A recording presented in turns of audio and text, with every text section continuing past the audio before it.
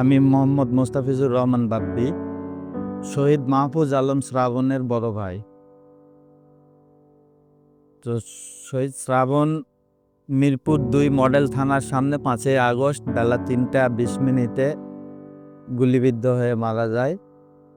সে আর্মিদের সহযোগিতার কারণে মিরপুর ১০ থেকে ২ নম্বরে গিয়েছিল এবং সেখানেই আর্মির ২ জন আহত হয় এবং সে সহ আরও ৪-৫ জন তারা একসঙ্গে মারা যায়।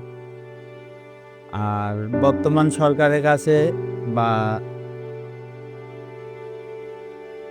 আইন ব্যবস্থাপনা যারা আছে তাদের কাছে একটাই দাবি যে এই হত্যা মামলার সাথে জড়িত যারাই আছে তাদের যেন সঠিক আইনি ব্যবস্থা নেওয়া হয় এবং সকল শহীদদের নিজ নিজ এলাকায় তাদেরকে মনে রাখবার মতো কিছু যেন তৈরি করে রাখা হয়, স্মরণীয় করে রাখা হয় এবং এ পরিবারগুলোর দিকে যেন নজর রাখা হয় বা নজর দেয় তারা। অন্তর্বর্তীকালীন সরকারের কাছে এটাই দাবি।